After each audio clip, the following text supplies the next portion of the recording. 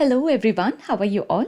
It's the most busiest time of the year with festivals, followed one after the other, with it being Navratri going on now. I get a lot of invitations for Haldi Kumkum, Archana Kumkuma, and what becomes very important for every lady is having a sari, an appropriate sari to wear for this festival season. And here is my new addition, this beautiful, very gorgeous crepe silk designer wear sari from Aishwarya Fashions. At the very first sight, you can see how elegant is this. You can see how super soft this sari is. It just shows how good the quality is of this sari. It has this beautiful, lovely peacock print border in gold. And this is the blouse piece which is attached to the sari. I carry this sari on myself. You see how elegant it is. And I love to wear such saris which are easy to drape, easy to carry for the entire day. And you just feel so light on your body wearing it, light as a feather. I just wanted to show how light this sari is even when I fold it, the whole of the sari, and hold it in my hand. You can actually see through the video as well. It is super light in weight. Wearing this sari was super easy, and I love to have such collection of saris in my wardrobe that speak for themselves, being beautiful in every way. I match it up with these pair of bangles. Aishwarya Fashions have an amazing collections of saris for every occasion that you should contact them and check for yourself for the stunning sari collection that you can buy for the festival season. Or if you would like to gift to your dearest ones for this occasion or for the upcoming festivals, contact Aishwarya Fashions. This is the number that you can get in touch, which is displayed on screen now. I'm leaving the contact details in the description box as well, so make sure to check that as well. And as I'm going to a friend's house for Archana Kunkuma and Lalita Sahasranama, I really wanted to give her some present. I honestly felt I should give her this roti pressing machine from Aishwarya Fashions again. You know how much I'm in love with the roti pressing machine, which comes in very, very, very useful for each and every lady, as is the best present to gift to another lady, which can be super helpful for her as well, saving up her time in the kitchen as she is a very busy lady as well.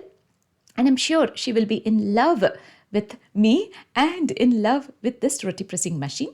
So if you are looking for gift ideas, this is something that you can keep in mind, which is useful and very helpful. And the person who will receive this as a gift from you will be super happy and will be thanking you for such an amazing gift. Sari and roti pressing machine to buy for yourself or to gift to your dearest ones, make sure to contact Aishwarya Fashions. I bought this roti pressing machine in size 9.5 by 9.5, which I think will be perfect for my friend. And ever since I have gifted this to her, she's very happy to have received it. And it's been trying so many different varieties of rotis that she's been sharing all the pictures with me. And that makes me feel very happy that she is in love with what I have gifted her. So this is definitely something that you can keep in mind if you're looking for gift ideas to present anyone for any occasion. As always, I'm running late, so I better keep all that is needed to take to my friend's house. Actually, I'm going to 3 houses today, so it's one after the other, and I'm keeping all that is needed to gift them in the car. And here we are at my friend Megha's house for Lalita Sahasranama Puja and Prasada as well. We had a very nice time spent with each other. It was a very relaxing time, and the sari made me feel all good, light and easy and breezy. Everyone loved the sari, and I'm so happy to get so many lovely compliments for the sari that actually I felt I'm not done with it yet. I still need to carry on with this sari. So as it is Vijayadashami today, I thought I should be wearing this new sari for the festival that we celebrate at home. I bought some very cute little brass idols when I went to India this time. I thought this will be the right day, and I was waiting, in fact, to get started today with it being festival. There was a tray full of different varieties of idols, but I picked the ones which I don't have at home. So I bought Ma Saraswati, Sri Ram, Sri Ranganatha Swami, Mahalakshmi, and Hanumanji. There were so many of you asking me about these idols when I posted it on my Instagram stories on the festival day. I bought them from a store in Malleshwaram, Bengaluru. I washed them with Colgate powder and a toothbrush that I keep specifically to wash and bathe god and goddesses. Toothbrush is good as it gets into the carvings nice and deep, making it easy to clean, and I give them a good wipe, like a real good wipe, nice and dry after the shower with a kitchen towel, applying ganda, sandalwood paste as tilak, and then kumkum on top. A new set of addition for all the gods makes the festival feel all special, and I'm in love with these cute little idols. It's a long day today, and I'm yet to start cooking the festival food. But before that, I always like to do the puja first, the first thing in the morning, as soon as I take a shower. A simple puja and dhoop. That's it. I had set everything ready, especially the list on what I'm cooking, considering what Santosh and Sanika would like to eat. I had soaked in all the different types of dal that will be needed. I have washed them and soaked in water soon after the shower, the first thing in the morning. And also, I got all the vegetables out from the refrigerator. This saree is super soft, super light in weight, that even though I'm doing the festival cooking, I actually feel super easy and breezy. The dals have nicely soaked, which is good. And now into the pressure cooker, I add in a cup of Kabuli chana that was soaked in water for more than 6 hours time, adding in fresh water and salt to taste. I've also set the millets to be cooked parallelly. It's brown top millet that I'm using today to make a cabbage millet and millet masru. In a large pan with a tablespoon of oil, a teaspoon of mustard seeds, a teaspoon of chana dal, handful of cashew nuts, a teaspoon of urad dal, 1 green chili, curry leaves, a bowl full of cabbage.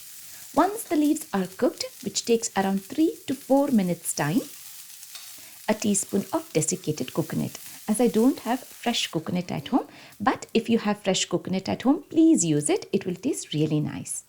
1/8 teaspoon of turmeric powder, half a fresh lime, cooked brown top millet, salt to taste, and then I finish off the rice with a teaspoon of ghee on top, desi ghee. A very simple millet recipe that actually tasted very nice. In a small pan, I now make channa usli with a teaspoon of oil, half a teaspoon of mustard seeds, curry leaves, a cup of cooked chana, a teaspoon of desiccated coconut, a pinch of turmeric powder, salt to taste, and a few drops of lime to finish off.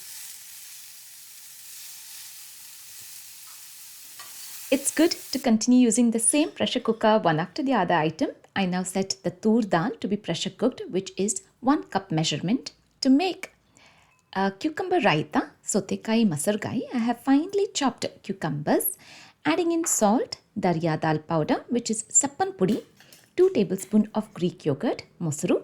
That's it. A very nice, satisfying salad on a festive platter. The millets that I had cooked, I have divided it into 2. I have used 1/2 to make cabbage millet, and the other half I'm going to make millet masru with it now. Eating millets is definitely healthy, but anything made with millets, especially this recipe that I'm making now, is something that you can simply swallow, and I just love it. I add in salt, yogurt in plenty, and very little of water to adjust the consistency. I make a tadka for both the dishes with a teaspoon of oil, mustard seeds, chana dal, urad dal, and curry leaves for millet masru. For cucumber raita, oil, mustard seeds, urad dal, curry leaves. As and when I make a dish ready, I keep it on the dining. This makes me feel actually very good. It feels like I'm ticking all the boxes that is there on the checklist. To make rasam, I have a teaspoon of desi ghee, a teaspoon of jeera, 1 green chili, curry leaves, 1 tomato that I saute until it becomes soft. And then I add in cooked dal, salt to taste, a pinch of turmeric powder, adding in good amount of pepper powder, say around 12 peppercorns, adjusting the water consistency. Once it comes to a good boil, that's when we squeeze in half a fresh lime and turn off the flame. I'm making a palya with carrots and beans, which is a bowl full, and a handful of moong dal, hesar pele, that I had washed and soaked in water, adding in very little of water into the pressure cooker for one whistle. Now I have been having a little request from my baby at home as she's craving to eat gulab jamun, and little kids are just like gods. Her wish is my command. So I'm just using the ready to use MTR gulab jamun mix. I'm just using half the pack and saving up the other half for the next time. I use oat milk to make the dough ready, and it needs the powder needs very little of milk to make the dough, so you have to be really careful. You can add in water if you wish. I cover it up to rest for 15 minutes time until I make few more dishes on which are on my mind, and which is mirchi bhaji. I have chosen straight long chilies that I slit open like a pocket and de-seed, that you take off the seeds as much as I can, that we can enjoy eating the chilies. Discarding the seeds inside will make it easy to eat. I fill these up with salt and cumin powder generously and keep them ready to this point. I also sieve kadle pele hittu basin, which is around half a cup, to get rid of the lumps and knots. And then I add in a pinch of turmeric powder for its very organic natural color, salt to taste, and a pinch of cooking soda, adding in water to make thick batter. To make veg palya, in a pan with a teaspoon of oil, mustard seeds, pressure cooked beans, carrots and moong dal, a teaspoon of desiccated coconut, 1/8 teaspoon of turmeric powder, salt to taste. The jamun dough has rested well. I make small balls, making sure there are no cracks. For that, you will need to pinch the dough, squeeze it nicely, and with gentle pressure make balls. This way you will not have the cracks on them. I have set the kadai with oil to deep fry the jamuns first. Always sweet dish needs to be done first, and then you can continue using the same oil for making spicy dishes too. Parallelly, I set 1 cup of brown sugar and 1 cup of water, with a few dry rose petals and crushed cardamom powder to make chashni, a syrup for jamun. And for the jamun, on a low to medium flame, I deep fry them until they are golden in color. They do get done very fast, so you have got to be careful. The syrup has come to a good boil, and once the sugar has melted and it has become slightly thick, this is when you need to stop boiling it further and turn off the flame, and we allow it to cool down. At least give it 2 to 3 minutes time for it to cool down slightly. We don't want it to be very, very, very hot.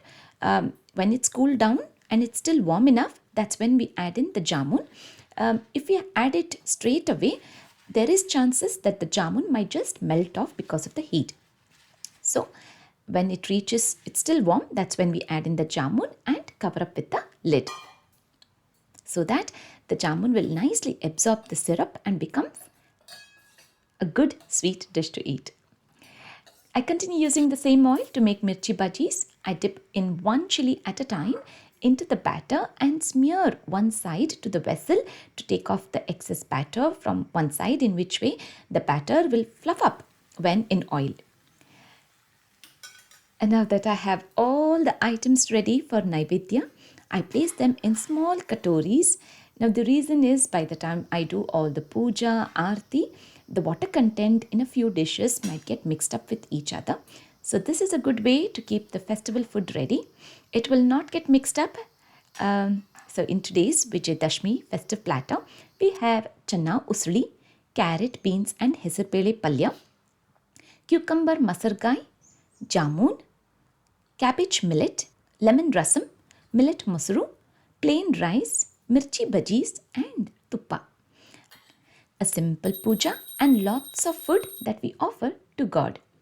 And what makes every festival a joyful one is to sit down and enjoy all that has been cooked peacefully. It's a blessing that we need to be always very grateful for the food that we get to eat.